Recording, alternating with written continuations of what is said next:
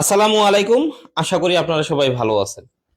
আমি আপনাদেরকে আজকের ভিডিওটাতে সতর্কতামূলকভাবে দুইটা রোগ নিয়ে আলোচনা করব। যেহেতু আমাদের কোরবানি চলে আসছে, এখন আমাদের করণীয়টা কি, বা একটা গরুকে আসলে রোগমুক্ত আমি কিভাবে রাখতে পারবো, এই বিষয়টা নিয়ে আজকে আমি আপনাদের সাথে আলোচনা করব।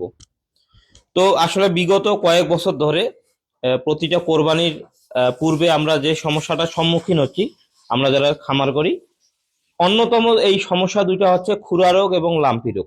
তো গতকালকে আমি প্রাণী সম্পদ দপ্তর, আমাদের যে হসপিটাল আছে, এখানে আমি গিয়েছিলাম। এখানে গিয়ে দেখি প্রচন্ড পরিমাণে কিন্তু লাম্পি আক্রান্ত গরু আসতেছিল। তো এই তখন থেকে আমার মাথায় কাজ করতেছিল, বা মাথায় একটা জিনিস বারবার ঘুরতেছে, সেটা হচ্ছে যে এই বিষয়টা আপনাদের সাথে আমার শেয়ার করা প্রয়োজন। তো আপনারা যারা খামার করতেছেন, বা আমরা যারা খামার করে থাকি, প্রতিটা খামারেরই কিন্তু একটা টার্গেট থাকে। তো অধিকাংশ খামারিরই কিন্তু একটা টার্গেট থাকে, সেটা হচ্ছে কোরবানি ঈদকে টার্গেট করে গরু পালন করা। আমরা কিন্তু সারা বছর ব্যাপী গরু পালন করে থাকি, আমাদের কিন্তু স্পেশাল কোনো দিন নাই। কিন্তু অনেকেই আছি যারা আমরা বিশেষ করে কোরবানিকে টার্গেট করে অনেক স্বপ্ন দেখি। তো আমাদের যে খামারে গরুগুলো থাকে, খুরা রোগ এবং লাম্পি রোগ, এই দুইটা রোগে যদি আক্রান্ত হয়ে যায়, বিশেষ করে যদি কোনো গরু খুরা রোগে আক্রান্ত হয়, তাহলে ওই গরুটাকে কিন্তু রিকভার করা যায়। মানে গরুটাকে কিন্তু আমরা পুরোপুরি সুস্থ করতে পারি, গরুটার কিন্তু গায়ে কোনো ক্ষতও থাকে না। মোট কথা খুব ভালোভাবে কিন্তু রিকভার করানো যায়। কিন্তু এই সময়ে যদি একটা গরু লাম্পি ধরে, বা কোনো ধরেন কোনো সাইওয়াল হতে পারে, কোনো ভালো জাতের বা কোনো ভালো মানের যদি ষাঁড় গরুকে লাম্পি ধরে বা লাম্পি রোগে আক্রান্ত হয়, তাহলে যে সমস্যাটা হবে সেটা হচ্ছে কিন্তু ওই গরুটার গায়ে কিন্তু ক্ষত হয়। আর ক্ষত হওয়া মানে কি, সেটা কিন্তু আর কোরবানিতে অচল হয়ে যাবে, মানে সেটা কোরবানিতে অনেকেই নিতে চাবে না বা কেউ নিবেও না। কারণ আমাদের কোরবানিতে আমরা সবসময় চেষ্টা করি একটা ফ্রেশ গরু কোরবানি দেওয়ার জন্য।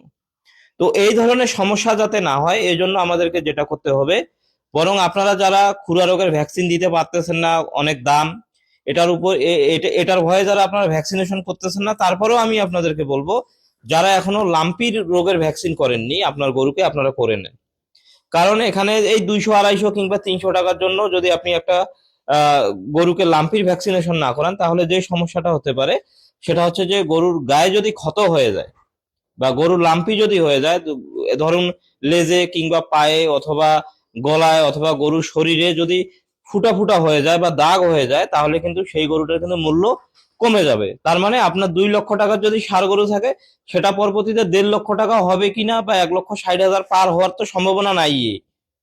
তো এই ধরনের যাতে সমস্যা না হয়, বা আমরা যারা কোরবানির জন্য অনেক আশা নিয়ে গরু রেডি করতেছি, বা যাতে যাতে আমাদের এই সমস্যাটা না হয়, বা এরকম ধরনের যাতে আমাদের বিপদ না হয়, এর পূর্ব প্রস্তুতি হিসাবে আপনারা যারা এখনো গরুকে লাম্পির ভ্যাকসিনেশন করান নাই, আপনারা করাই নেন।